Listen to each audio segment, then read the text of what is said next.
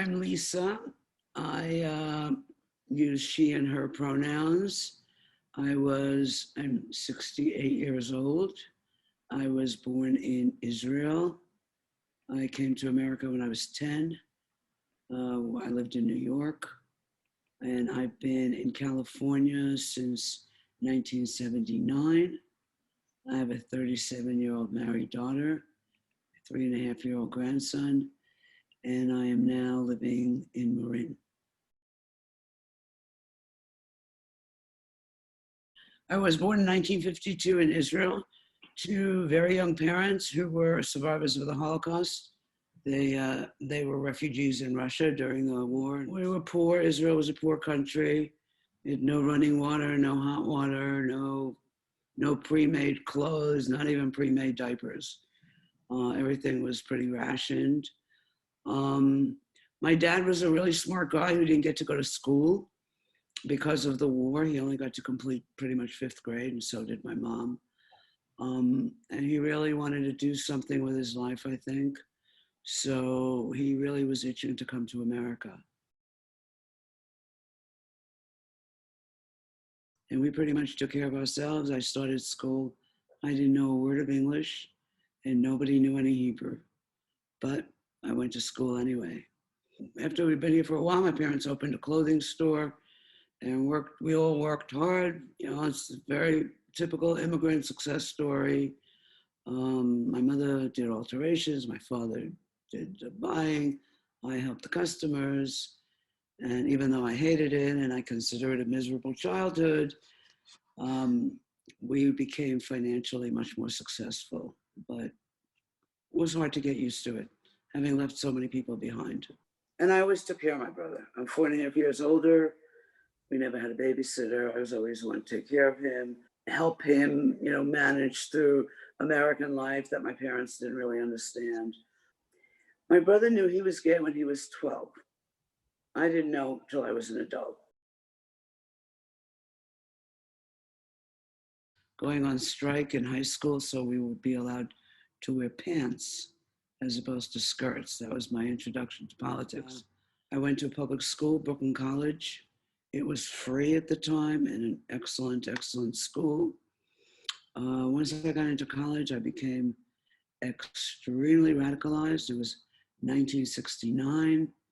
It was the anti-war movement was already going quite strong. I joined Students for Democratic Society in a non-radical way. I was very involved in anti-war movement, big demonstrations, getting arrested a few times. I went to Washington, D.C. for a large protest. Our goal, our stated goal, it was a symbolic goal, was to stop the functioning of the Pentagon so they couldn't keep bombing people. It was incredibly peaceful. All of us sat down quietly in rows. We got up one row at a time, symbolically tried to push through the line of cops that were guarding us. They symbolically would pull us in and then they would arrest us. So it was never meant to be violent. And while we were sitting there, out of nowhere, I looked up and there were, I don't remember how many, police on horseback riding through the crowd of us sitting for no reason and out of nowhere. No one was too seriously hurt, but many of us were bleeding. And I remember when my turn came and others, and we stood up to go through, we wiped our blood on the wall of the Pentagon. What it did or didn't do, I think it shortened the war in Vietnam. But more than that, I think it radicalized more people to social justice. I started something called the Grapevine, which was a student information center for financial aid, birth control. Students had all kinds of issues other than grades, and became very popular. And that's how I met this woman, Susan, who thought I was a big, bad radical and was trying to win me over to the Young Socialist Alliance. But she and I, something sparked between us, and I told her to leave them and join me, and let's do something exciting. And she said, let's do it. I got a job working at a Xerox copy center. And I met a man who used to do the printing, the actual printing. We did copying, and if some people needed more extensive printing, we would send out to this guy. And I asked this guy if I could rent his printing machines in the evening after he went home. We don't know anything about it. We don't know how to do it, but we can do it. And even though he was the biggest sexist, he said, yes, absolutely. And I'll even show you how to turn it on. And so before we knew how to do anything, we printed a brochure and we named ourselves Tower Press. And we put a big women's symbol, double fists on it. And we said, Tower Press, a lesbian print shop. And we taught ourselves how to print day by day. And we didn't have money to waste paper. So we would get a job and then we'd figure out how to do the job. And then we would do the job. And then when somebody else came with another job and they said, well, do you know how to do this fancy? Oh, sure. As soon as we got the job, I would run. We were in a building full of printers. And these guys thought we were the funniest thing they'd ever seen. There were not one woman in the whole building. It took years before I met any woman in printing.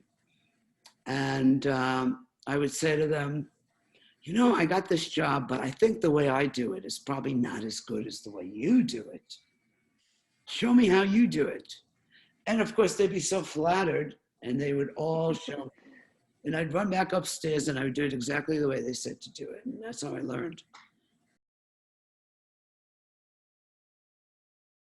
I really was done with New York. New York was a very stressful place to work and be. Looking around, San Francisco turned out to be my favorite place.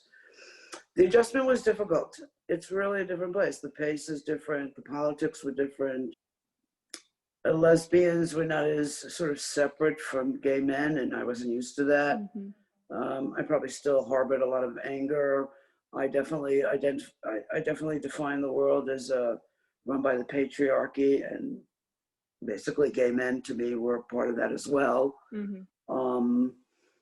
I know that we look at it differently now. Obviously, we have a gay sensibility, and that's kind of different. It felt much more, it was much more of a party atmosphere in California. I was much more used to very serious politics. The gay scene was much more mixed here. Men dressing in dresses and ball gowns. There were the Sisters of Perpetual something, I forget, dressing up as nuns. That was all different for me. I lived in a very political world. Very political, left-wing political world, and it just felt very different here.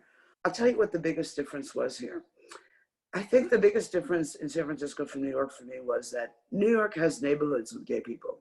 San Francisco, there were gay people everywhere. It wasn't like one neighborhood. Nobody was trying to pass. It didn't seem that way. So there was a lot more recognition. We ran into each other in supermarkets and in schools and in stores.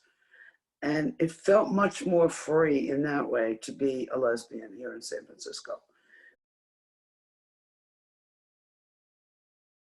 I never expected to have children.